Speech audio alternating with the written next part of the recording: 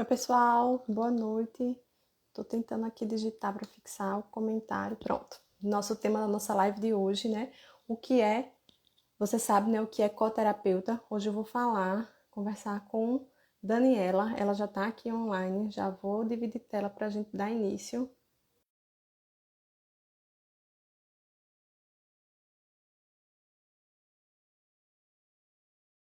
Você gostaria que assistisse, porque o tema vai ser bem para mães de Olá, crianças autistas. Boa noite, Daniela. boa noite, tudo bem? Tudo? Obrigada pelo convite. Tá nervosa? Tava Sempre, ansiosa. sempre. Ó, para quem não conhece, essa é Daniela Freitas. Eu vou deixar que ela se apresente. É uma mãe de uma criança autista. Eu comecei a seguir há pouco tempo, mas já venho acompanhando os posts antigos, já dei uma olhada lá no Drive. Quem não segue, lá no link da bio dela tem muito material. Ela compartilha, acho que compartilha tudo, né? Naquele Drive ali tem tudo. Então vou passar a palavra para ela e obrigada por ter aceito esse convite de hoje. Olá, pessoal, muito obrigada. Eu sou mãe de um rapazinho de 4 anos, foi diagnosticado aos 2, ele é autista nível 3. Eu também sou autista, só que eu sou uma autista nível 1, enfim, eu fui diagnosticada aos 15 anos com Asperger. É, E desde os 2 anos, o diagnóstico dele fechou com 1 ano e 11 meses. E tem todo um caminho, né, do diagnóstico. Cada família tem o seu caminho, né? O nosso teve algumas peculiaridades pelo fato de eu ser autista também, né? E era uma autista que não entendia de autismo.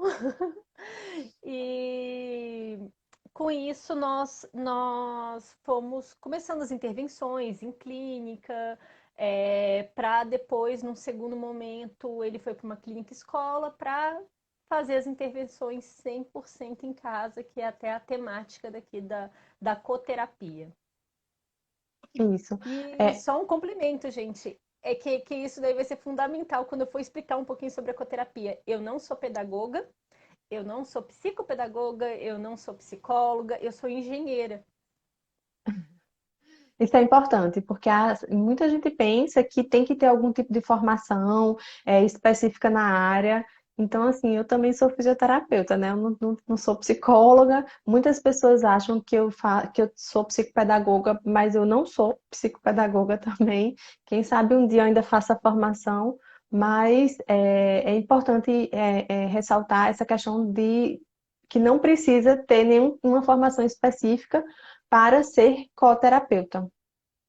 Sim, sim, não tem essa obrigatoriedade, apesar que assim, a gente vai estudando, a gente não tem uma formação aquela formal, né, acadêmica. Acadêmica, Eu, né? eu tô fazendo formação, uma pós-graduação, né? Tenho 3 pós-graduações, 2 em ABA e uma em autismo que eu tô fazendo. Tô fazendo um curso de AT mais profundo, já tinha feito outro. A gente sempre está fazendo essas formações, né? Então é muito importante a gente se preocupar com isso. E contar um pouquinho para vocês assim sobre a nossa história, né? Que a gente chegou a conversar um pouquinho antes sobre essa necessidade de contar essa trajetória do Aquiles, né? O Aquiles, ele nasceu de 34 semanas, ele nasceu prematuro. E por ele ter nascido prematuro, ele já começou com uma estimulação precoce. A gente sempre fazia exercício nele, tudo. Mas assim, aí eu acho que você vai saber ainda muito melhor, né? A estimulação precoce normalmente é muito voltada para a área motora, né? Sim. Infelizmente, acaba que eles trabalham muito a parte motora, principalmente quando fala, é prematuro, vamos trabalhar ali movimento, motricidade. E ok, que bom que ele fez, ele desenvolveu bastante essa parte. Só que tem toda a parte cognitiva que não foi trabalhada nesse período, assim, certos exercícios que podia ter me alertado um pouquinho mais, né? Mas eu sempre achei que tinha alguma coisa diferente. Meu esposo acabava notando um pouco mais outras questões. Mas quando chegou com 1 ano, a gente começou a sentir essa disparidade muito grande, porque ia descer com coleguinhas, ele não brincava nem em paralelo, que é esperado. Com 1 ano, a criança sentar perto das outras e brincar em paralelo. E isso não acontecia com ele. É, eu não, toda vez que eu ia na pediatra, só recebia estrelinha na testa, né? A pediatra nunca chegava e falava, olha, isso daí tá errado. Não, não, eu sempre era estrelinha. Até um dia que ele ficou meio doentinho e eu fui numa médica, não lembro se foi nefro ou infecto, mas foi de emergência. Por acaso ela tinha uma especialidade assim. E ela olhou para ele e falou: ele é autista, leve para o neuro o quanto antes. Isso ele já estava lá com 1 ano e 2 meses, mais ou menos. Corremos, né? Fomos atrás de neurologista, neuropediatra e começamos essa jornada do diagnóstico. Já corremos logo para fazer as avaliações, que são muito longas as avaliações, e que bom que elas são longas, que bom que elas são muito completas. E fechou tudo bonitinho com laudo e tudo, com 1 ano e 11 meses, que ele já começou as intervenções. Com 1 ano e 11 meses, ele começou uma intervenção na clínica. Ele fazia algumas horas de psicologia, algumas horas com a TO, e foi desenvolvendo assim durante 6 meses. Ele, com 2 anos, ele perdeu algumas habilidades, mesmo já na intervenção, e ele até então eu não tinha parado com a intervenção precoce. Ele continuava fazendo intervenção precoce até a gente começar a fazer as intervenções com base na ciência ABA, né? Então, até esse Intervenção precoce que momento, você fala é só a parte motora. só a parte motora. Era a parte motora, motricidade, trabalhava isso daí até 1 ano. Então, assim, o Aquiles, ele teve pouquíssimo prejuízo nessa parte motora. Eu vejo que, assim, eu fico chateada. Ah, eu devia ter trabalhado um bando de outras coisas junto, mas que bom que trabalhou pelo menos isso, né? Sim. Que existe um déficit muito grande no transtorno do espectro autista, essa noção, e ele tem bastante, ele tem uma coordenação boa. Aí depois nós fomos para essa clínica escola, depois de 6 meses, que ele começou a fazer de forma intensiva. Ele fazia 20 horas na clínica, ainda complementava em casa. E assim, até nesse momento, eu e meu esposo, nós vínhamos estudando sobre ABA, estudando sobre intervenção, só que a gente só fazia aquela parte complementar. Não que isso seja só, de forma alguma, isso daí não é só. Nós fazíamos a parte complementar em casa, de uma atividade, ou repetia para fazer a generalização. Era mais aquela questão de dever de casa mesmo, de completar. Principalmente que até esse momento eu estava trabalhando à noite, durante o dia eu estava terminando uma graduação, meu esposo estava. Então, no momento que ele estava na clínica escola, eu estava indo para fazer. Estava lá no UNB fazendo, terminando uma graduação. O meu esposo estava em 2 empregos, então a gente vivia essa loucura o tempo todo. Aí com a pandemia tudo mudou, né? A gente ficou trancadinho dentro de casa e por sorte a gente já tinha essa formação e nós nos vemos como essa situação de coterapeuta em tempo integral, sendo fazendo esses ajustes e de complementar, viramos protagonistas dessa história, né? E assim, eu vi algumas umas questões aqui, as pessoas perguntando sobre o meu nome. Gente, Eu meu nome é respondo. Daniela. Uhum. Respondi. Ah, sim. Então, nesse momento, a gente teve que começar a estruturar, porque assim, não bastava só a terapia ser. Não bastava só a gente ter esse conhecimento, não bastava só os terapeutas passarem os programas para a gente, tinha que ter toda uma estrutura para a gente poder fazer registro, porque a aba sem registro não é aba, né? Então Não. a gente tinha que registrar, a gente tinha que verificar e tudo foi de uma hora para outra. Então a gente filmava muito, ficava filmando, filmando, analisando. Então, É, só para ficar, só para esclarecer, no caso, isso tudo começou por conta da pandemia, durante a pandemia. Antes, ele durante ficava só na clínica escola. e fazia as terapias em casa também. Nós fazíamos as terapias em casa, mas era complementar, não que seja, não é menos do que nós fazíamos hoje, né? Nesse sentido. É porque hoje é uma coisa muito mais técnica, sabe? Nós Uhum. temos que fazer registros, nós analisamos os dados, antes era assim, o supervisor desenvolvia toda a questão do programa e nós éramos passivos em relação a isso. Hoje não, hoje nós somos ativos e isso daí é uma característica da coterapia, né? Que a gente chega, fala sobre os dados, discute os dados, fala, não, isso daí por aí não vai dar certo, por aqui vai dar, porque, por exemplo, ele tem uma questão sensorial aqui. e nós vamos construindo todos os programas juntos, o que não acontecia. Antes era assim, o supervisor desenvolvia a programação, passava para a terapeuta aplicava, e a terapeuta chegava para a gente e falava, ó, vocês têm que fazer isso daqui em casa, e pronto. Era esse caminho que é o caminho padrão, e não tem nada de errado nisso, gente. Não é errado seguir esse caminho, não, se a pessoa está nesse esquema da clínica para casa.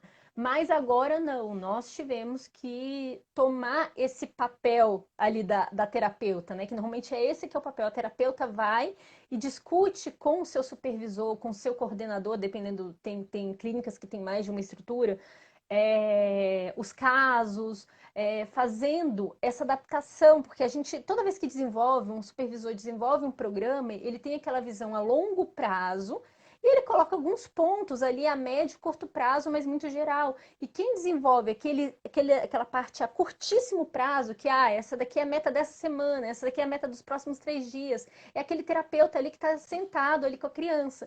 E esse terapeuta agora sou eu e meu esposo, nós estamos nessa missão. E tem todo um trabalho psicológico para fazer isso, porque não Sim. é só a questão de saber lidar com comportamentos inapropriados, é a fuga, é a questão de, por exemplo, avaliar, porque hoje passou um ano, né? Então, nesse ano, ele precisava ser avaliado novamente, apesar da gente estar fazendo registro dele sempre, mas ele precisava passar por avaliações. E você fazer avaliação no seu filho, nossa, é quase insalubre. É É difícil muito demais. difícil. Quando você está aplicando porque você quer que dê certo. Então, o que eu fazia normalmente? Eu filmava e não anotava. Eu não ficava anotando muitas coisas durante, só olhava no relógio o tempo, né? Porque quando a gente vai fazer a avaliação, muitas vezes a gente tem que ficar olhando o tempo e fazendo a avaliação. E assim, o que uma pessoa com experiência demoraria 2, 3 dias, eu demorei quase 2 semanas fazendo, porque eu tinha que mandar para o supervisor, não, Dani, aqui, você errou bem aqui. Aí eu tinha que ir fazer novamente com ele. Então, assim, é complexo, mas é possível esse Sim. processo da coterapia. Para quem não está entendendo ainda, o tema da live de hoje, né, é o que é ser coterapeuta. Daniela está contando a experiência dela, né, de como está sendo esse papel, essa função dela como mãe. E eu vou te dizer uma coisa, viu, que não é fácil. Eu já tentei, eu já fui AT de Pedro, né, durante um período para fazer registro e eu não consegui ficar por muito tempo. Hoje que eu digo assim, há um mês mais ou menos, eu voltei a aplicar programa. Nós temos nossas ATs, né? Temos duas ATs, mas eu voltei a aplicar alguns programas por conta da questão do controle instrucional, que é bem diferente comigo e a diferença, né, de quando eu aplico e quando as ATs aplicam. Quando a presença, por isso que alguns terapeutas, né, eu recebo, né, muitos relatos que os terapeutas não gostam muitas vezes da presença dos pais na sala, porque a criança muda o comportamento. Só que é tudo uma questão de adaptação, porque a criança ela não está acostumada. Então, o controle instrucional é outro, o manejo é outro, porque para os pais fazerem manejo de comportamento inadequado é muito mais difícil do que para um terapeuta.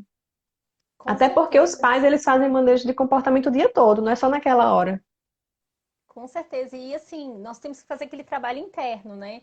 Que a criança, ela começa a dar um comportamento inapropriado, o nosso sangue vai para a cabeça, a gente fica irritado e a gente.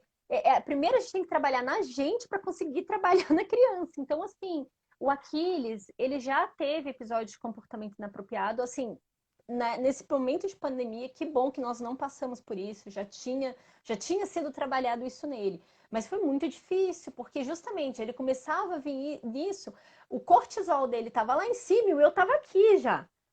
O meu já estava estourando. Eu queria que aquilo dali acabasse o mais rápido possível, porque eu já estava assim, extremamente estressada com a situação. Então, ter esse equilíbrio é muito difícil e ajuda muito os pais que estão sendo coterapeutas, ou fazer uma terapia junto, ou estudar instrumentos para que você fique no aqui e agora. Por exemplo, eu tenho uma técnica que eu gosto muito, que é da Melissa Tears, que é aquela de para ansiedade. Não sei se você já viu essa técnica, que é uma que você foca num ponto e você vai levando sua visão periférica até voltar. Nossa, conforme o treino, em segundos você volta e pronto. Tô aqui, tô agora e tô calma. Agora eu vou lidar com o comportamento inapropriado do meu filho, que eu vou dar atenção para ele, porque eu não quero que ele se machuque, que o Aquiles ele se lesionava, ele levava a mãozinha à boca, machucava, mas eu vou não dar atenção para esse comportamento. Então, foi um trabalho árduo e dependeu justamente disso. Outra coisa também que nós perdemos a estribeira no início é a questão das fugas. Porque você fala, meu filho não me quer, meu filho está desinteressado em mim. Ai, meu Deus, o que eu faço? Ou é exatamente difícil demais lidar esse iniciozinho das fugas, né? Nós Sim, porque ficamos na verdade ele olha para ressentidos. você e já vê demanda, né? Ela vai me mandar Ai, fazer alguma coisa. exato. Nossa, é impressionante que assim, quem acompanhou tem uns vídeos chamado Hora da Prática. E é muito curioso isso, que você vê o meu desempenho, como eu mudei nesses tempos, a minha velocidade, as minhas ações, e como a gente grava tudo e manda para os terapeutas, eles falam assim, Dani, a gente não está analisando o Aquiles, nós estamos te analisando. Porque não adianta a gente ficar analisando ele. Você que vai catalisar esse. A gente não tem como intervir nele. Então, isso que é muito curioso quando a gente começa a fazer nessa modalidade à distância, quando os pais viram protagonistas de toda essa intervenção, que os terapeutas, eles tiram aquela posição de estar olhando a criança só e eles têm que começar a olhar a família, e isso daí é extremamente complexo. Sim. E você está falando especificamente da questão do supervisor ABA, né?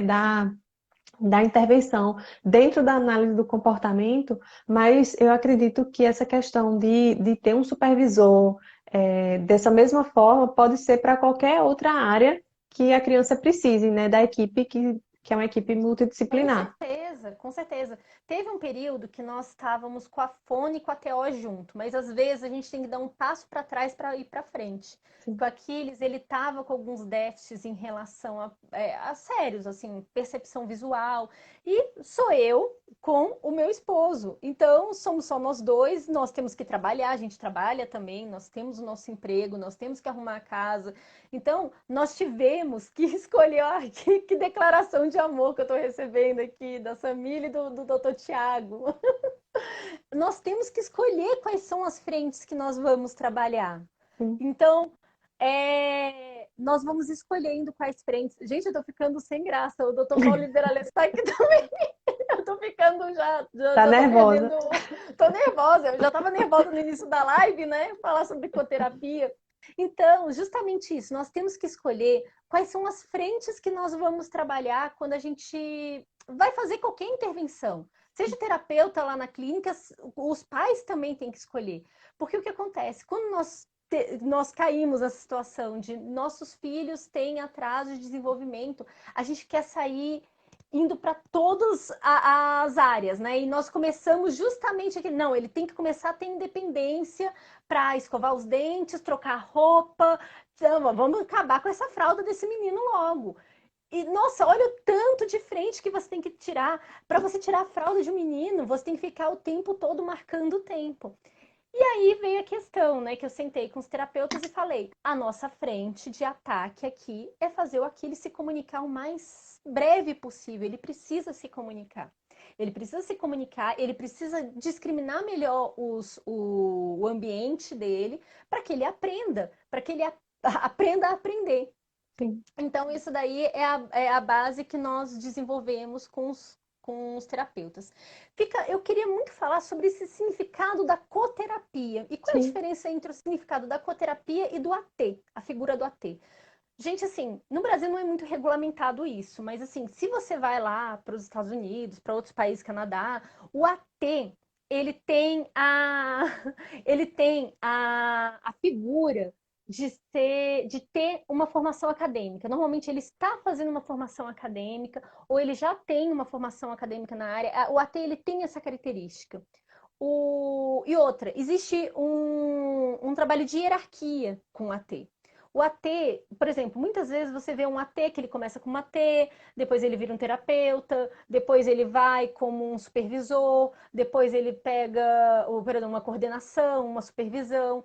Tem toda essa questão em qualquer área, na sua área de fisioterapia, né, que vocês têm vários ATs, tem a área de psicologia, enfim, a gente tem várias dessas áreas. O coterapeuta, ele tem essa questão de estar trabalhando em paralelo, ele não necessariamente precisa ter essa formação, mas ele está trabalhando em paralelo e ele trabalha de forma muito bem essa generalização.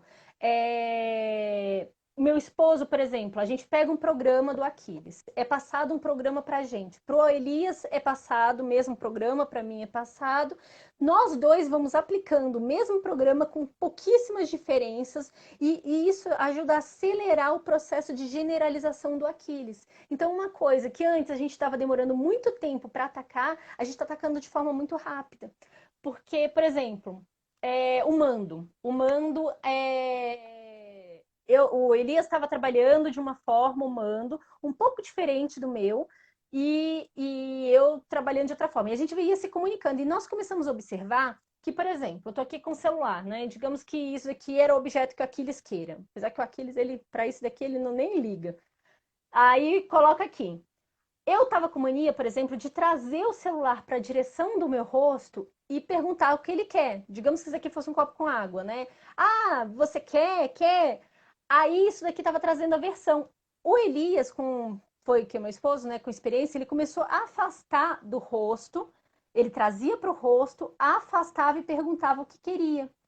E com isso, aqui ele generalizou muito mais rápido, ele aprendeu muito mais rápido o mando. E eu percebi, o Elias passou essa tática para mim e nós começamos a fazer dessa forma. Chegava do rosto, afastava, não tornava aversivo, ele pedia e foi acostumando. Hoje em dia a gente foi chegando mais para perto do rosto, a gente está cada vez aproximando Aproximando. mais do rosto para ter essa sustentação do olhar. Então, assim, a gente vai, os dois atacando no mesmo programa, de uma abordagem um pouquinho diferente, que uma dá certo, né? Vamos indo. Então, basicamente, como é que nós estamos desenvolvendo a nossa terapia hoje, né? Nós temos o supervisor, a figura do supervisor e a figura da terapeuta. E eu e meu esposo. A terapeuta, uma vez por semana, ela tem uma sessão direta com a Elias, em que ela dá essas instruções, o supervisor faz as programações básicas, só que uma vez por semana eu tenho uma supervisão. E nessa supervisão eu tenho uma aula, basicamente. Metade da supervisão é uma aula que ele me ensina o que nós vamos desenvolver, por que nós vamos desenvolver, os propósitos disso. Ele me passa dever de casa, inclusive, é muito curioso, que ele me passa literaturas, assim, artigos para que eu leia, para que eu entenda isso, e nós vamos desenvolvendo. No Mas caso para do você ver Aqui, que a importância de saber o porquê, né? Porque não é fazer por fazer, é você entender o porquê de estar fazendo isso. nossa, nós precisamos muito dessa motivação, muito, muito mesmo. E nós desenvolvemos, por conta disso, conforme foi passando o tempo, eu comecei a ficar um pouco agoniada, porque eu precisava ter mais celeridade, na modificação dos programas do Aquiles. E com isso, nós fomos desenvolvendo esse tanto de material que tem no meu site. Tudo que eu fazia para o Aquiles, eu colocava no site. Porque eu falava assim, gente, sabe aquela sensação que você tem do eureka? Meu Deus, deu certo isso! Eu tenho que falar para o mundo que deu certo. Então, toda vez que o supervisor passava uma coisa para mim, que eu montava, eu já fazia uma live, contava para todo mundo e fazia um material. E eu continuo fazendo isso porque eu sou muito elétrica com essas coisas. E uma desses eurecas foram minhas planilhas, que ela já está numa escala um pouco mais desenvolvida, né? Eu comecei a pegar algum desses. Eu comecei a estudar vários protocolos, Ables, o VibMap, Portage, o checklist do modelo Denver, e eu fui começando a estudar todos isso daí, fazendo uma compilação, colocando nessas planilhas, em que a gente vai fazendo todo o registro do Aquiles, vai desenvolvendo todo esse registro dele, e a gente já vai tendo uma noção para onde a gente deve ir de avaliação. Então, assim, olha, ele não está pontuando bem aqui, a gente vai precisar desenvolver um pouquinho mais nessa área, nesse eixo. Então, todo dia que a gente faz atividade com ele, nós já registramos. O registro é diário, o gráfico é diário, então, assim, qualquer momento que os terapeutas entrarem no site dele, né, eu desenvolvi um site para o Aquiles, qualquer terapeuta que entrar ali vai olhar os dados dele e vai falar, ok, que bacana, ele está com esse nível de desenvolvimento. Tem algumas perguntas aqui sobre o ABA, né? Sim, Primeiro, indicação de curso ABA e o ABA e o Denver, né? Que o pessoal ainda tem essa dúvida entre ABA e o Denver. Aí sim, você pode falar. tranquilo. O Denver, gente, ele é um modelo. Ele é um modelo proprietário, desenvolvido pela equipe da Sally Rogers. É um, é um modelo muito bem desenvolvido, na verdade, gente. Existem vários modelos maravilhosos. Tem o PT, tem aquele. Qual é o outro? Aquele mesmo? O Jasper, tem vários modelos, e o Denver ele foi bem estruturado. Mas como qualquer modelo, lógico, ele não consegue alcançar tudo, né? E ele tem como base a ciência ABA. A ciência ABA, ela é o seguinte, gente, a ciência, ela tem como base a análise do comportamento. A análise do comportamento, ela tem aquele guarda-chuva, né? Que tem a parte teórica, que a gente chama de análise do comportamento, a parte experimental, e a parte prática mesmo, aplicada, que é a aba. Então, o que vem? Essa parte teórica, a gente vai estudar lá os fundamentos da análise de comportamento, por que se comporta assim, blá, blá, blá. Tem toda aquela fundamentação teórica. O experimental, sabe aquele momento que você vê aquelas figuras de ratinho fazendo com macacos e até com seres humanos mesmo. Existem várias pesquisas na área comportamental mostrando com seres humanos e é extremamente interessante essas pesquisas que você, quando você assiste vídeo no YouTube, você fica, meu Deus, que bacana essas pesquisas. Você fala, não, não acredito que isso aconteceu com a pessoa. E é muito interessante isso. E nós chegamos na parte aplicada, que é o que o modelo Denver ele se baseia nessa parte de aplicação. Então, não sei se ficou mais confuso, E se... outra coisa também em relação ao Denver, que é de intervenção precoce. Então, Sim, sim, existe tem a uma questão da faixa. idade, da faixa etária. Tem uma faixa de idade que é o Denver, ele deve ser aplicado, que tem a melhor performance, né, nessa faixa de idade. E ele é bastante interessante. E o que eu falo é o seguinte: qualquer profissional deve saber não só ABA, não só Denver, quer dizer, tem que saber Denver, tem que saber PECs, tem que saber vários modelos, tem que estar estudando o tempo todo. Terapeuta, gente, terapeuta que é terapeuta bom, não pode parar de estudar. Ele é aquele assim, se ele tiver com a agenda lotada e ele não conseguir um tempinho por dia para estudar, tem alguma coisa errada acontecendo. Sim. Tem várias pesquisas saindo o tempo todo, tem que estar atualizado. O que era verdade há 20 anos atrás, muita coisa não é verdade hoje. Então a gente tem que estar sempre se E, atualizando. inclusive, crianças que fazem aba, eu acredito que o profissional também tem que ter algumas noções de Denver. E vice-versa, isso em relação ao AB Denver, mas eu acho que em relação a tudo, porque aquela criança, muitas vezes você pode usar alguma estratégia de outro método, alguma coisa que para acessar a criança de uma melhor forma. Eu acredito muito nisso também, que os profissionais eles têm que estar em constante aperfeiçoamento em relação a curso, porque todo dia sai uma coisa nova, né, em relação ao autismo. Não, com certeza. Com certeza tem que estar sempre se atualizando. É, Aqui está perguntando qual é a diferença de terapeuta e Isso. coterapeuta. Um terapeuta, um terapeuta pode ser coterapeuta. A coterapia, ela tem essa característica de, por exemplo, da dualidade. Por exemplo, uma pessoa, ela tem transtorno de ansiedade. Ela tem um transtorno de ansiedade e, assim, ela vai lá para o consultório e faz lá a terapia 2, 3 vezes por semana. Só que a pessoa tem um transtorno de ansiedade e ela precisa generalizar o que está sendo aprendido lá. Então, muitas vezes, o coterapeuta, esse trabalho de coterapia, a pessoa vai na casa para ajudar na generalização, para ajudar nesse processo de generalização desse indivíduo. E um coterapeuta, por exemplo, pode treinar os familiares para serem coterapeutas, ou até mesmo a gente tem aquela figura do AT, que tem toda aquela formação, por exemplo, um psicólogo, enfim. Mas, assim, um psicólogo também pode ser coterapeuta. É muito curioso isso. Quando eu estava lendo isso, a primeira vez que eu vi esse termo coterapeuta foi o supervisor. Que eu falava muito, eu sou AT, eu sou AT. Ele falou assim, Dani, você é coterapeuta. O AT, se você vai olhar ali a questão das normas do CRP, que eles não é bem norma, né? São instruções que eles trazem que o AT, ele tem que ter alguma formação, ele tem que ter ou está em formação nessa área, que não é o meu caso, né? E eu não tenho o menor interesse, eu adoro ser engenheira. Já algumas pessoas perguntaram indicação de curso.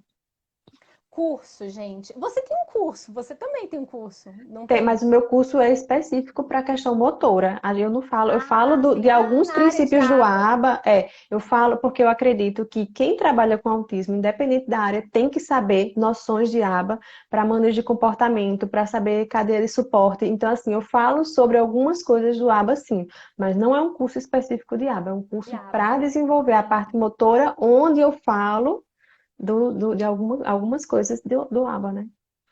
Entendi. Que assim, o que eu vejo de curso, assim, dos cursos que eu fiz, que eu sou a rata do curso, né? Eu nem sei quanto que eu já gastei em curso, porque eu tenho que até sentar e fazer essa conta, que foi um absurdo. Faça não, Eu porque aí você ainda não tem faço, muito mais para fazer, aí você fica se amarrando, já gastei tanto, não, não faça essa conta. Eu nunca tive coragem de fazer também. não tem como fazer. O que acontece, gente, de curso, depende de que estágio você está aí.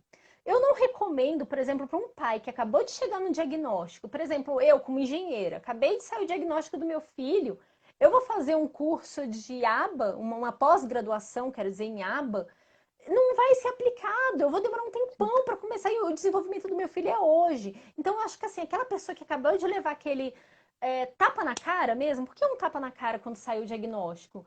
É um curso de paz. O curso de paz, se a pessoa tiver condições financeiras de comprar um curso para paz, e depois comprar um curso de atendente terapêutico, que é o nome que eles estão dando mais comum, é AT, né? Os cursos. Sim. Se tiver condições de comprar os dois no momento, nesse primeiro momento de paz, depois de AT, super interessante. Se a pessoa fala, eu só posso comprar um curso no período assim de 1, 2 anos, compra um curso de atendente terapêutico. E assim, o da Maíra Gaiato, por exemplo, é um curso muito aplicado. É papum, você fez, você já senta no chão para aplicar. Já o curso, por exemplo, do IEPS, são os dois que eu tenho, que eu posso falar com propriedade. Do IEPS é mais raiz, sabe? Tem supervisão, então ele é mais longo.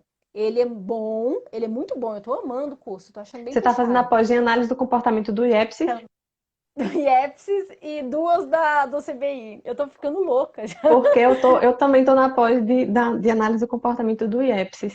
A do CBI eu estou fazendo só em autismo. Mas o Eu primeiro curso que eu fiz quando também tô nessa. Então, mas o primeiro curso que eu fiz, depois desse tapa na cara aí que você falou, foi o de AT, o de assistente O de AT é terapêutico. ótimo. É ótimo. O de AT, eu acho que assim, o curso de AT, é mais palpável. Você já consegue sentar e fazer. Do IEPS, eu tô realmente gostando muito, muito. O da Maíra Gaiato foi o primeiro que eu fiz de AT e ele me deu já uma boa noção. Porque ela pega. Porque o que acontece? Toda clínica tem aqueles programas básicos, né? Eles têm os programas raiz, assim, que desenvolve, tem que ter. Você tem e você vai adequando para cada criança, porque fica difícil. Então ela pegou vários programas e ela senta e vai conversando com as pessoas. Fala, ó, a gente avalia assim e é assim que a gente aplica o programa. Eu achei muito interessante isso.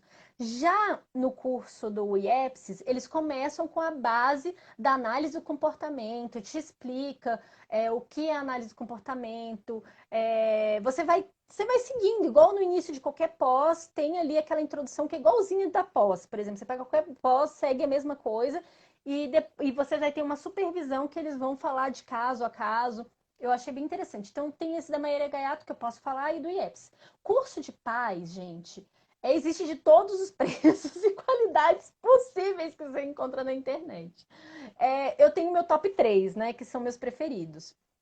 Da Maíra Gaiato, eu gostei muito, que é bem voltado para comportamentos inapropriados. O da Ninar é sensacional, só que tem um problema que eles só fazem ao vivo o curso. Tem Niná, esse o nome? problema.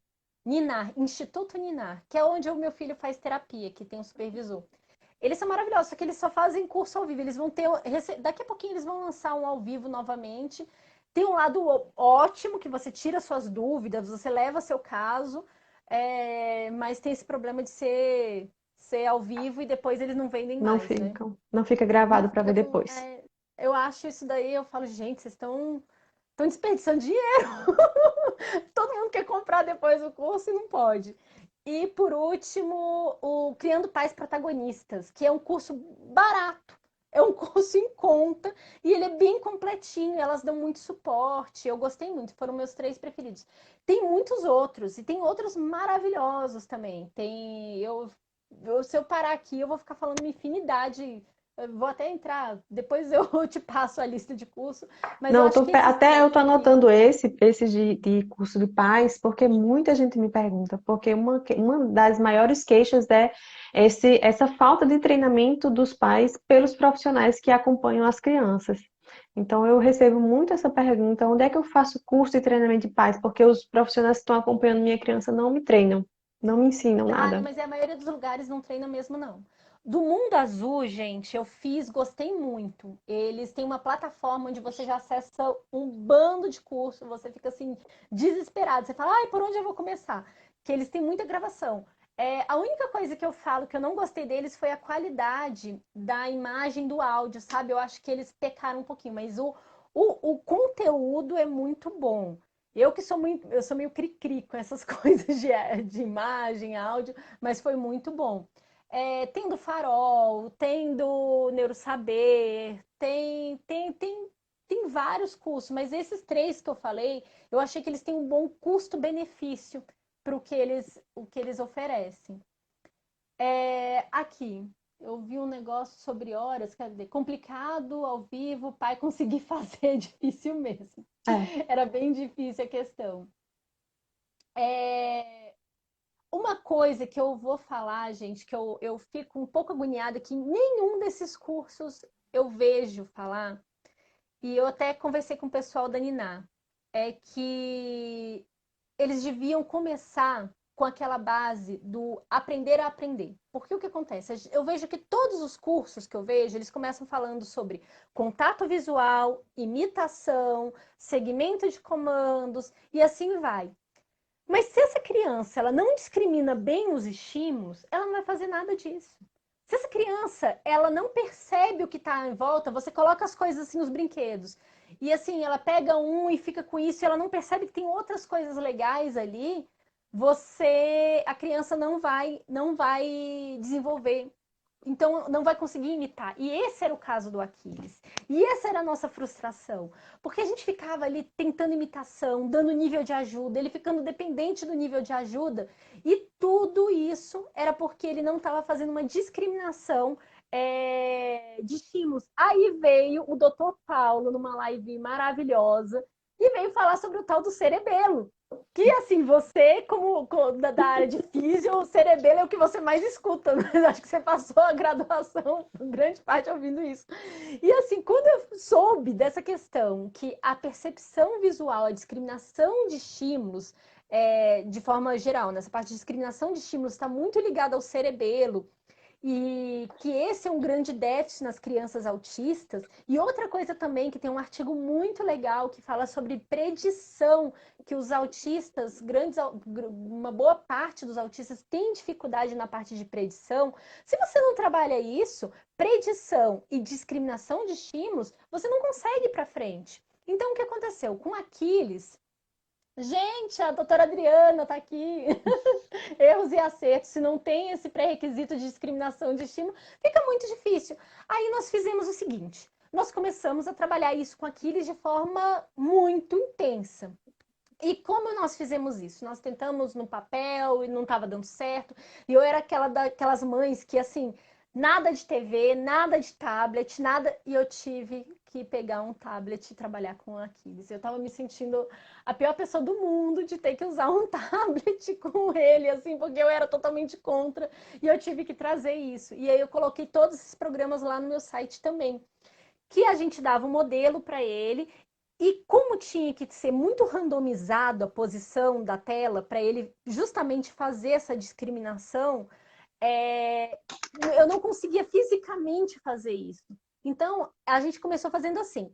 A gente tentava colocar 3 estímulos, não deu certo. 2 estímulos, não deu certo. A gente teve que fazer com um estímulo. A gente dava um modelo para ele de figura que ele via e depois ele tinha que caçar esse modelo nas posições da tela. Depois a gente começou a colocar um modelo com um estímulo, com um outro estímulo menorzinho, pequenininho, só para dar aquele incômodo nele, sabe? Para ele perceber que existe e às vezes até clicar errado. E a gente fazia esse negócio. Aí foi aumentando, aumentando o número de estímulos, até que a gente falou: pronto, agora vamos para o mundo real aqui. Aí a gente começou a fazer nos tablados, e agora é a história do caça ao tesouro. Eu coloco talheres pela casa e falo: pega a colher. Aí ele vai e pega a colher. Aí eu entrego. Aí reforça na hora. E isso foi muito interessante, esse processo. E hoje o Aquiles está com um processo de imitação que tá lindo. Ele está imitando. E ele está começando a imitar muito a parte oral também. E foi por conta desse trabalho. Infelizmente, eu não vejo nenhum curso falar sobre isso. E me dói É, muito, porque tá perguntando aqui o que é predição. O pessoal tá perguntando. predição, vamos lá.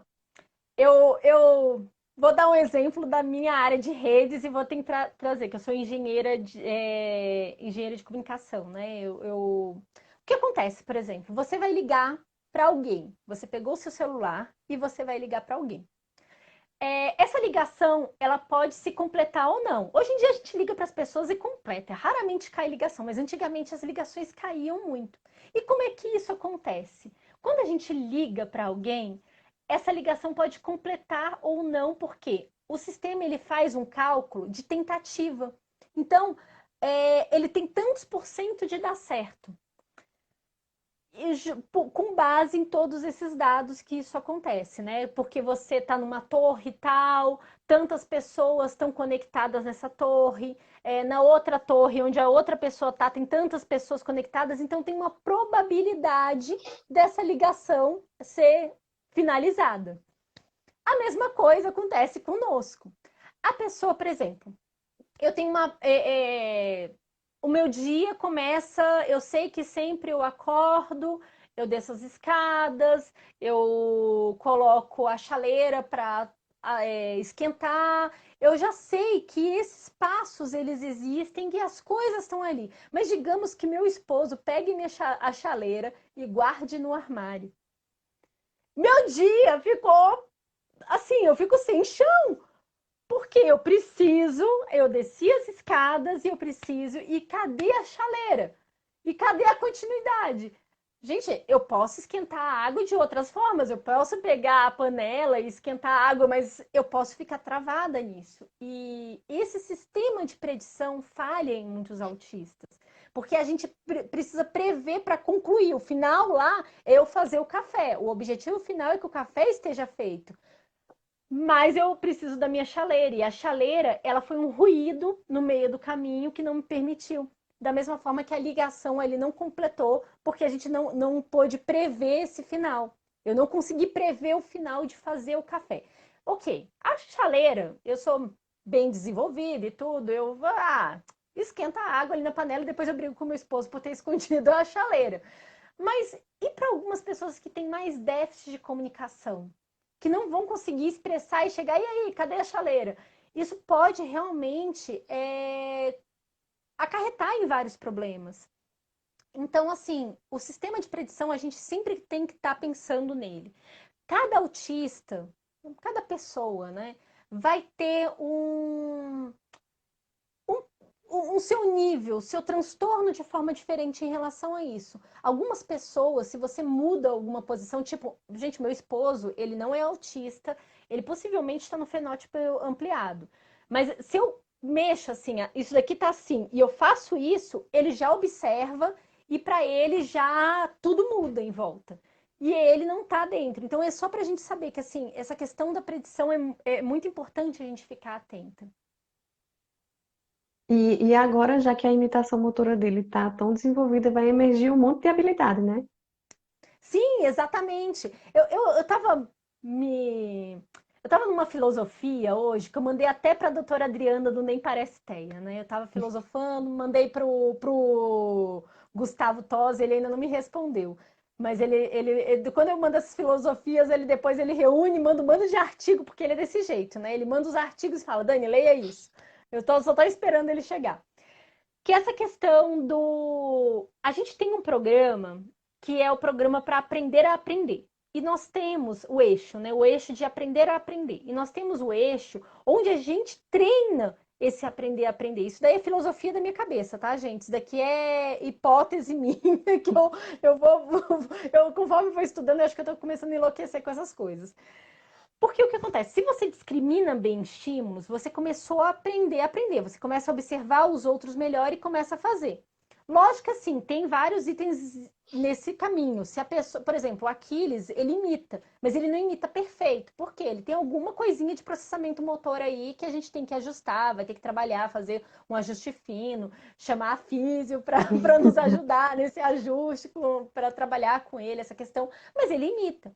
Mas ele não imitava porque ele não conseguia visualizar, ele não conseguia fazer esse rastreio. Então, assim, a parte curiosa de tudo isso é que eu só consegui perceber essas coisas porque eu estou muito tempo com meu filho. Eu passo o dia quase todo. Quando eu não estou trabalhando, eu estou com ele. É a mesma coisa do meu esposo.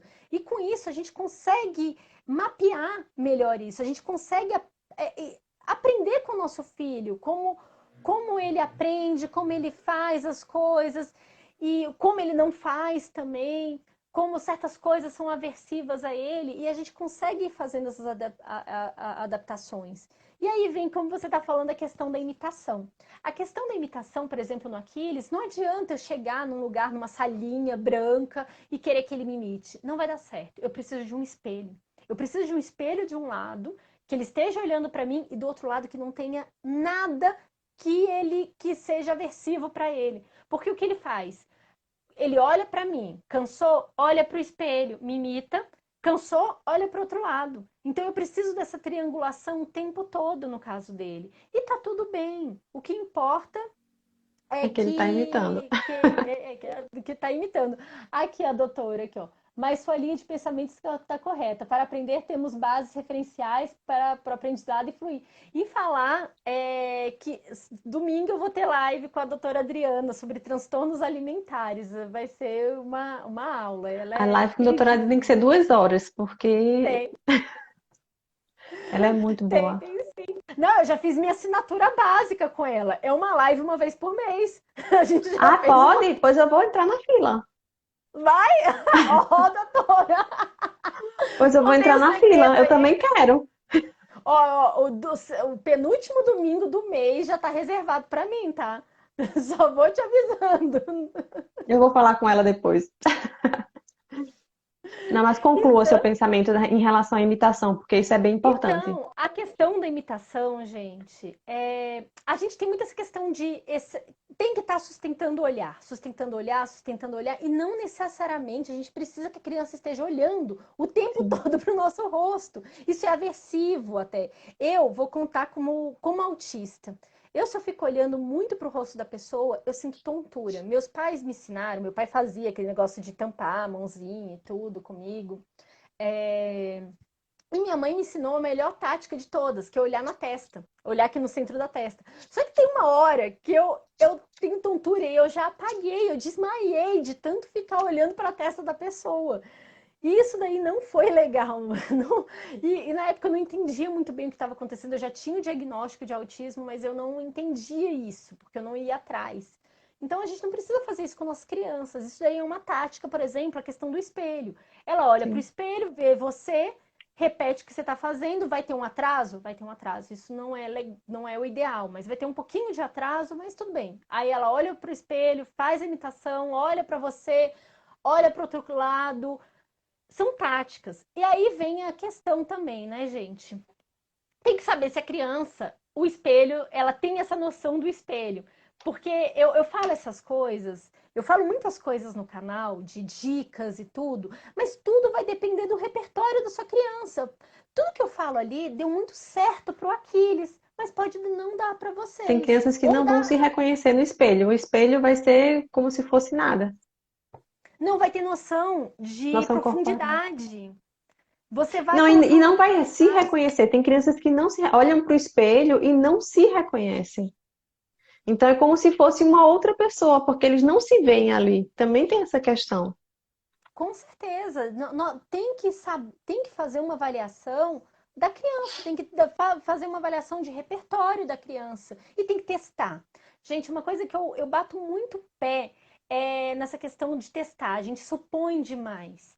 Não existe avaliação, uma avaliação profunda mesmo, que seja os pais falando, não, você tem que sentar com a criança e testar. Colocar quantas vezes eu me surpreendo com Aquiles, que eu chego pro supervisor e falo, não, Aquiles não faz, não. Ele não sabe fazer isso, não. Aí ele, mas você testou? Eu não. Ele, não, então você testa e você depois você me conta. Você testa, filma e me conta para ver como é que fez. Então, assim, e tem vezes que eu falo que faz, aí quando eu vejo na filmagem, Dani, olha aqui sua mão, você tá fazendo por ele. Você nem notou, mas você fez por ele. Então eu achava que ele estava fazendo, mas na verdade eu estava dando nível de ajuda. Eu estava dando, estava indicando. E muitas vezes, gente, quando a criança ela começa a perceber o nosso rosto, ela já sabe a resposta certa. Por isso que quando a gente vai fazer aprender a aba, eu fiquei muito assustada as primeiras vezes que eu vi os vídeos de aba, que a terapeuta mudava de rosto, aquele poker face, né? Ela ficava séria, fazia atividade. Ai, que legal, que bacana. Eu falava, gente, essa mulher é bipolar? Ela tá uma hora rindo, feliz. Desculpa, Mas os vídeos, é principalmente meio os feio vídeos fazer. americanos, estão bem Eu assim. fiz. Gente, desculpa, eu fiz piada com transtorno. Ai, gente, foi péssimo que eu fiz, desculpa. Mas é porque, assim, eu faço piada com eu ser autista. Eu vivo fazendo piada, gente, com eu ser autista. Mas não foi legal da minha parte ter feito isso. Eu peço desculpa, foi infeliz.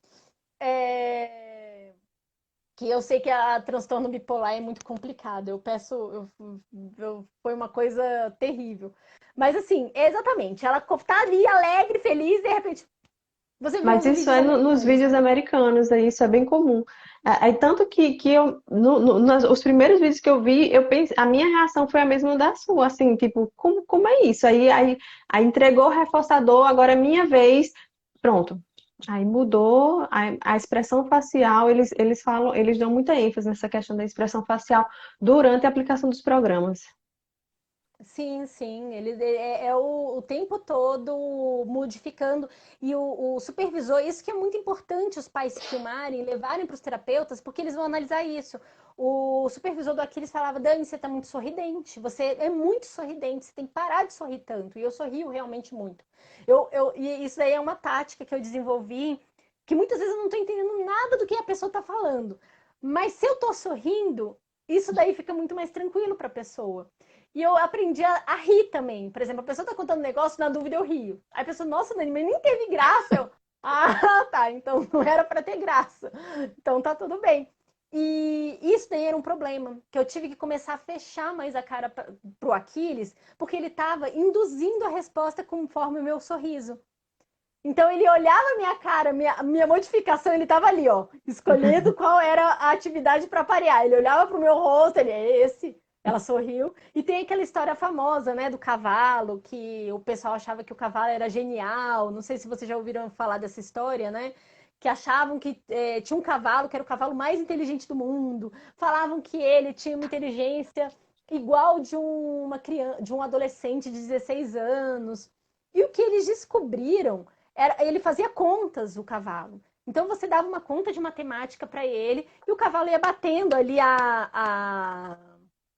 batendo os cascos conforme a conta. E eles descobriram que o cavalo não fazia conta nenhuma. Eles davam lá o valor e o cavalo ia batendo conforme vendo a cara da pessoa, que a pessoa ia mudando o rosto, quando fechava, quer dizer que acabou a conta.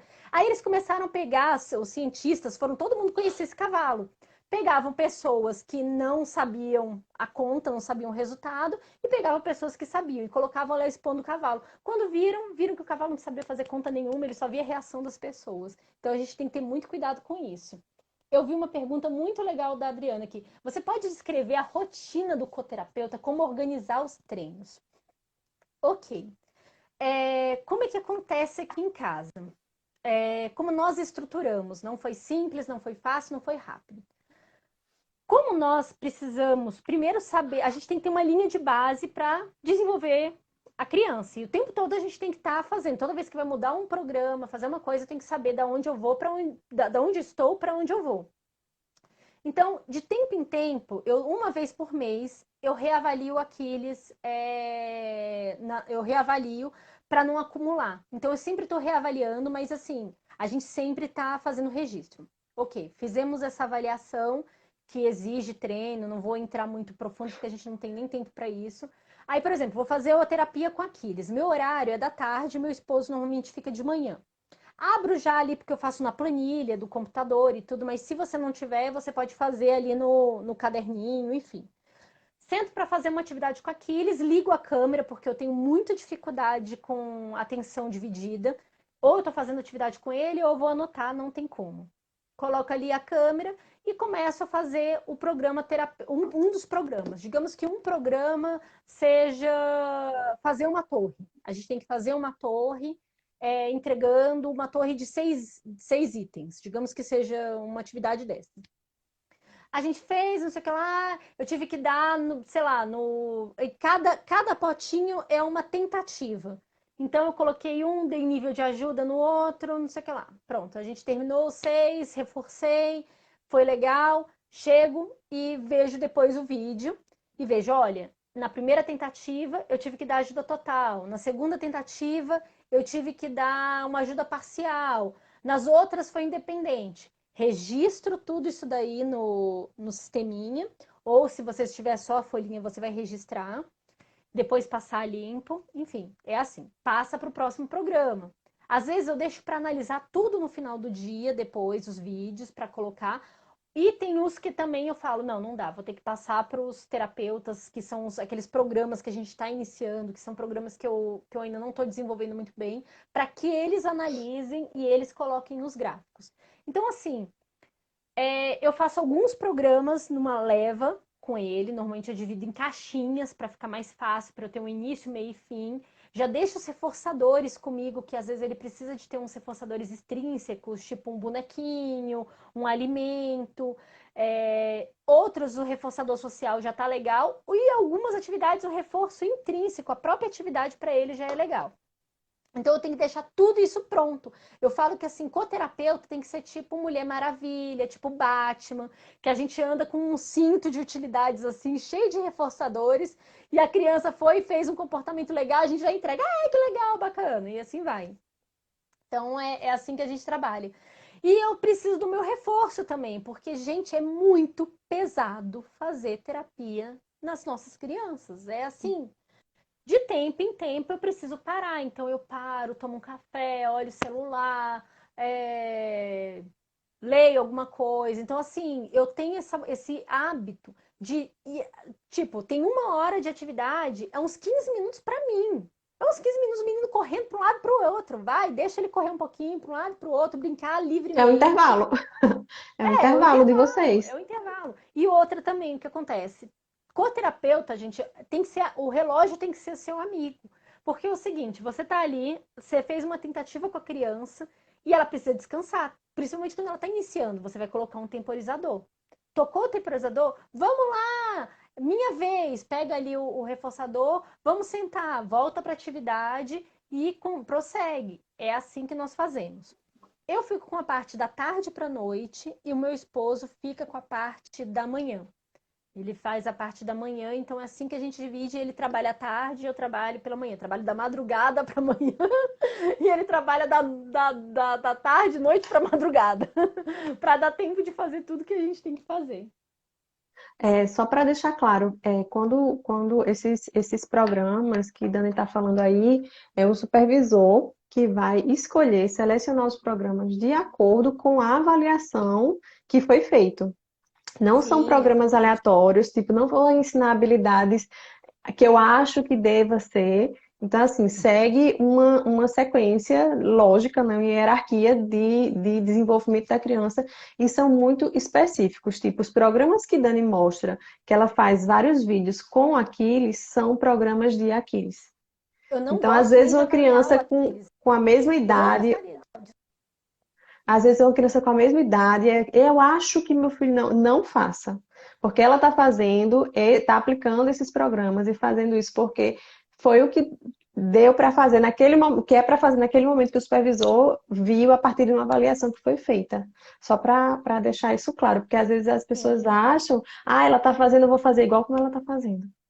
Exatamente, não, tem que saber o repertório da criança, o que ela faz, o que ela não faz, tem que ser dessa forma. O hora da prática, as pessoas, elas olham a hora da prática, elas imaginam que a hora da prática é para fazer igual. O hora da prática não, que eu tenho uma série aqui no Instagram, que eu posto também no YouTube, que se chama Hora da Prática, que eu mostro a aplicação das coisas com a Kiri. Só que o que tá ali no vídeo, o que importa no vídeo nem é a atividade, é o que eu explico ali sobre o esquema de reforçamento, que eu explico ali, a gente está dando um reforço RF1, que ele está recebendo um reforço a cada tentativa. Se você olhar, olha o nível de ajuda, estou pegando na mãozinha, estou pegando no braço, estou pegando. Isso que importa, isso que eu quero que as pessoas analisem quando olham o óleo da prática, é justamente isso, é entender o que é um nível de ajuda, como se faz um registro, é, como são os esquemas de reforçamento, os tipos de reforçadores. Isso que eu estou querendo ensinar ali. Então, ali a pessoa perguntando: alguém conhece quem faça supervisão em Pernambuco? Eu vou te falar uma coisa: supervisão hoje em dia você faz online, você Qualquer pode fazer com lugar. qualquer pessoa do Brasil, contanto que a pessoa seja competente. Gente, tenham muito cuidado com supervisores, porque hoje em dia, assim, eu tô vendo muito supervisor que fez um curso, muita gente se falando supervisor, que fez um curso ali de 100 horas, ou tem no máximo uma pós-graduação em aba, já se colocando como supervisor, e supervisor tem que ter chão. Supervisor tem que ter experiência. Se você for ver lá nos Estados Unidos, que tem várias normas, o supervisor tem que ter no mínimo 5 anos de experiência mesmo. Tem que ter sido supervisionado em outra. Ele é supervisor numa área específica. Você é supervisor da sua área. Não tem como você ser supervisor atuando em várias. E ainda tem super especialidades. Tem supervisores que são especializados na parte de manejo de comportamentos inapropriados. Então, por exemplo, você ali como supervisor de uma equipe, aparece um comportamento inapropriado que você não está conseguindo lidar. Você pode contratar um supervisor que você supervisou, você é supervisionado por outro supervisor que tem uma especialidade nessa área de comportamentos inapropriados, por exemplo. Mas essa questão da supervisão pode ser de qualquer lugar. Um supervisor, às vezes, um bom supervisor online é muito mais eficiente do que um supervisor presencial meia boca.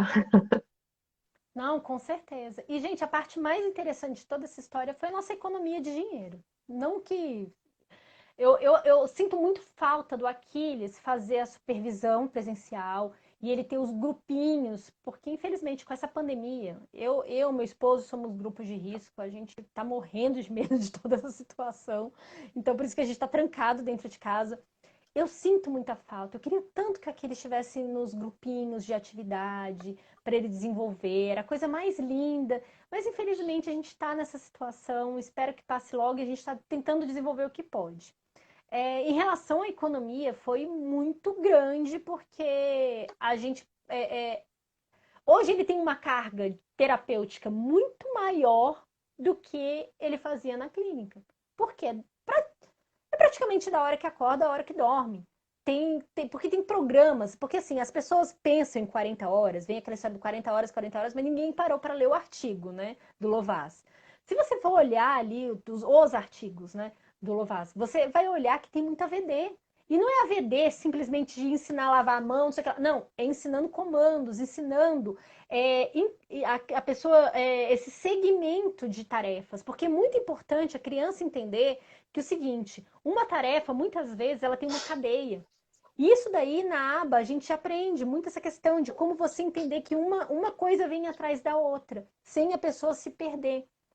Então, se você souber estruturar isso, vai estar ali.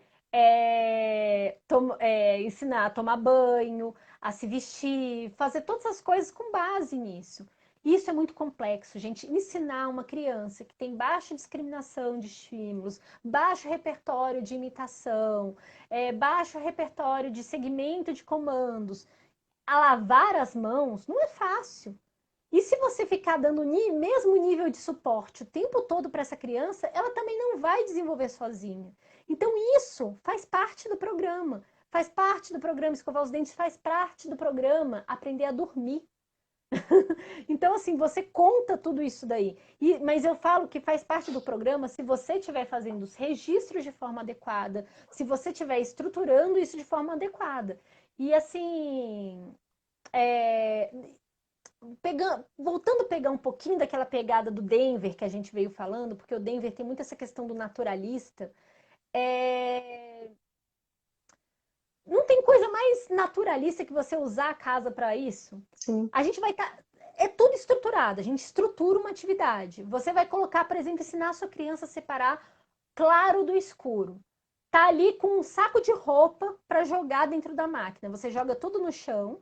A criança tem que fazer um programa de discriminação de estímulos, porque ela vai ter que pegar do claro e do escuro. Pegar o que é só claro. Você, vamos pegar roupa clara e colocar na máquina. Não tem programa melhor de Não, discriminação mas de isso aí dá para estímulos. fazer o tempo todo, tipo, os talheres, pegar a colher e o garfo. Quando vai guardar a roupa, a gaveta do short e a gaveta da blusa. Então, isso não tem como fazer na clínica. Tem que fazer Nossa, em isso é casa. maravilhoso. E vai generalizando para outras coisas também, vai desenvolvendo, isso é muito importante. Aqui uma pergunta: tem como ter supervisão somente com os pais? É o meu caso. Eu pago supervisão direta, eu que pago pro supervisor, Supervisor. ele faz os programas. Os programas nós conversamos. O programa ele é feito conversando diretamente. A gente vai adequando, vai trazendo as filmagens do Aquiles. Então, assim, é extremamente personalizado, porque nós estamos tendo contato o tempo todo. E se dá alguma coisa errada, se está tendo alguma falha, eu já levo para o supervisor essas questões. Aqui, em termos de livros e artigos, Ela vai passar o recomendo resto da muito. noite falando de livros e artigos. Tem Vai, um vou mesmo. monte. Tem, assim, No seu depende site tem essas indicações? de livro e artigo, não. Eu coloco muito no grupo do Telegram. De tempo em tempo eu tenho um grupo que eu abro de vez em quando para conversar com o pessoal e tudo, que eu coloco os artigos. Às vezes eu leio um artigo, acho muito bacana e coloco.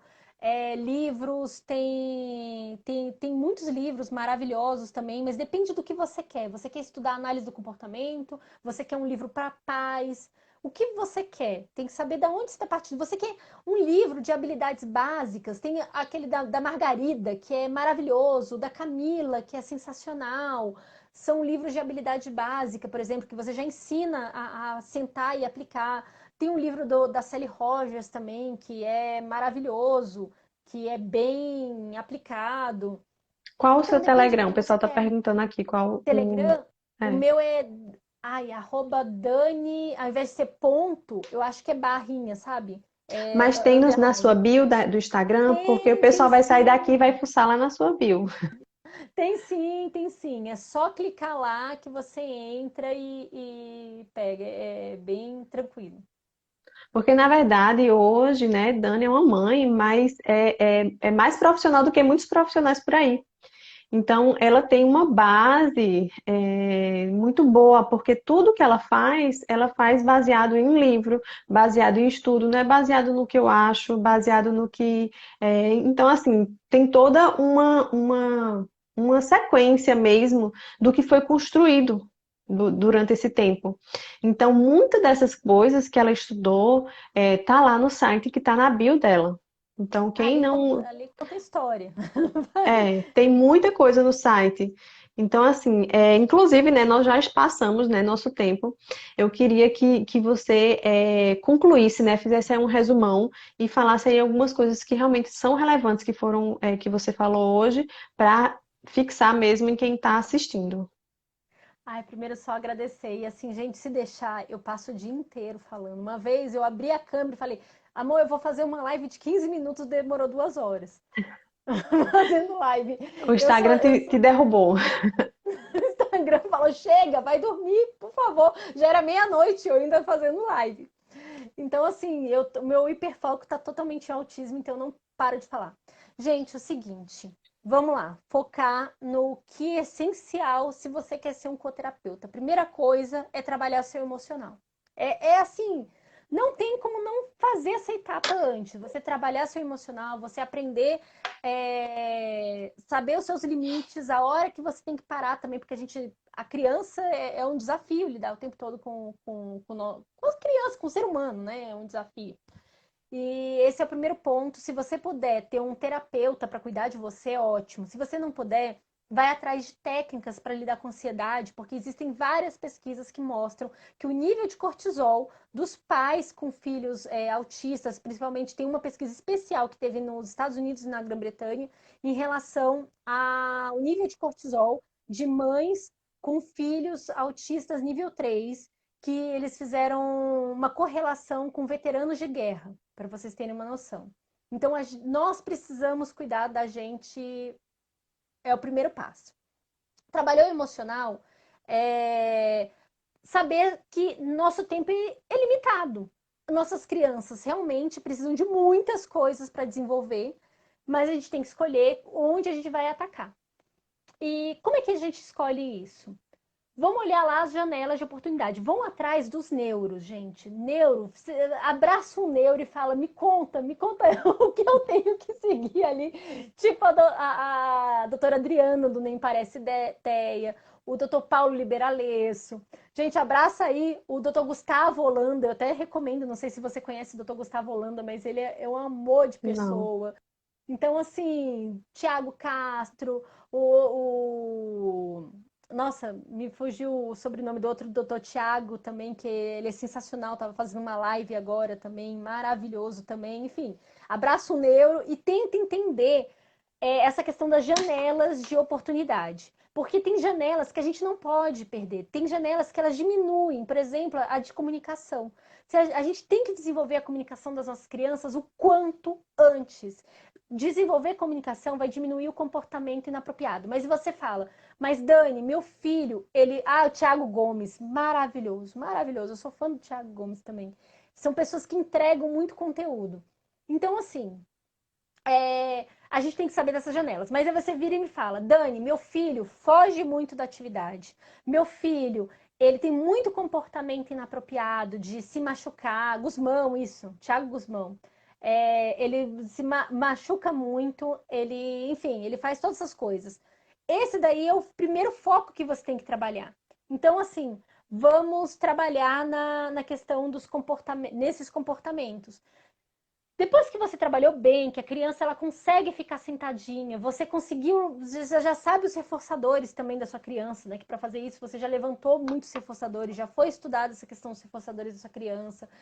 Aí você vai atacar essa parte de comunicação também. Então, assim, esse daí é os primeiros passos que os pais têm que ter. Porque não adianta a gente querer trabalhar outras coisas se você não deu comunicação, meio de comunicação para o seu filho. Se seu filho faz muito comportamento inapropriado, se seu filho foge muito, se você não sabe os reforçadores, não tem como a gente caminhar por aí. Então é isso, gente. Estudem, estudem, estudem, questionem. Aquela pessoa que sai fazendo afirmações muito fáceis sobre as coisas, tipo, toma vitamina D que resolve, faz tal coisa, dá 3 pulinhos. Duvidem dessas pessoas, questionem. E a mesma coisa em relação a mim. Quando vocês virem uma postagem minha, que eu faço alguma afirmação muito grande, chega, mas peraí, Dani, sempre questione, tenha dúvidas, procure informação. Não é fácil a gente ficar lendo um bando de artigo científico, mas assim, Se eu tô falando uma coisa e todos os médicos estão falando outra, peraí, a Daniela tá falando uma besteira.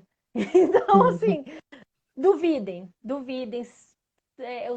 Ser cético é muito importante nesse processo. É o que eu Muito sempre obrigada. falo, né? Estuda, né? Não tem como os pais não estudarem para poder entender o processo enfim, não ficar só no achismo e fazendo o que todo mundo manda, né? Porque às vezes o que tá certo para todo mundo não dá certo pro meu filho. Então é como você está falando, né? Sempre questionar, sempre perguntar e ir atrás. Obrigada, Dani, mais uma vez por ter aceitado compartilhar aqui um pouco da sua experiência. Eu tenho certeza que algumas mães se tocaram assim, não é nem se tocaram, se viram em você. Porque essa questão da pandemia mudou muita coisa em contexto familiar de várias famílias. E, inclusive, essa questão do tempo, né, para observar o filho, para ver o que é que ele realmente faz, o que é que não faz. Ah, mas na clínica ele faz aquilo que não faz. E vários pais ficaram sem saber o que fazer durante esse período, né? Meu filho sem escola, sem terapia, e ele aqui correndo sem saber o que fazer. Então, existe sim uma saída, não é fácil, nunca é fácil. As pessoas, quando veem hoje você aplicando os vídeos, né? Acha, mas porque ela já sabe fazer, mas não sabe o tanto que você já repetiu para estar como você está hoje. Não sabe como é que aquilo estava no começo para ver o que ele já, quando olha para trás, o tanto que vocês já caminharam para estar aqui hoje. Então, não é fácil. As pessoas acham que é assim, né? Mágica, não é. Então, tudo leva um tempo, mas eu tenho certeza que muita gente vai sair daqui dessa live e Eu vai olhar queria lá no seu site suas coisas. Eu queria aproveitar para depois a gente mudar de posição, porque eu tenho muitas dúvidas na área de físio, mas muita, principalmente sobre a pisadinha na ponta dos pés, sobre essa questão motora mesmo, de atividade, porque eu tenho lido muito sobre isso, sobre essa questão de se mover, de se movimentar, a importante disso para a comunicação. E isso, assim, minha cabeça explode quando eu leio isso. Eu preciso muito de algumas físios. Na Eu acho que verdade, assim, a eu parte preciso falar. motora é a base de muita coisa. Da fala, é a base da fala. A fala é um ato motor. Então, assim, já vem se estudando nessa questão de atrasos motores em autistas, porque já saiu artigo dizendo que mais ou menos mais de 60% das crianças autistas têm atrasos motores. Então, já é um sinal que provavelmente vai entrar lá na frente em critérios de diagnóstico. Então, está sendo muito estudada essa parte motora, a importância da parte motora. Então, estou à Nossa, disposição quando você eu, quiser falar eu quero sobre isso. demais. Que é muito louco, por exemplo, eu sei, a gente tem nossos dados e é totalmente enviesado, porque assim, é uma criança só. Mas o Aquiles, toda vez que a gente coloca ele intercalando as sessões de terapia com pula-pula, o rendimento dele sobe de forma abrupta. Ele Mas porque o oraliza pula-pula, mais. ele está se autorregulando e volta, aí ele volta mais concentrado. Então, assim, essa questão da atenção, da atividade física e da atenção, está diretamente relacionada. Crianças hipotônicas, eles têm déficit de atenção, eles têm uma atenção diminuída. Então, está tudo relacionado com a parte motora. Hoje em dia, nessa questão da neurociência, está tudo conectado. Não tem como você estimular uma parte do cérebro sem estimular a outra. Então, é muito importante. Eu falo a parte motora aqui a vida toda, né? Para estimular a Não, parte motora. Esse negócio de a criança ficar sentada. Inclusive, eu fiz até uma live, né? Que é o movimento ensina a parar.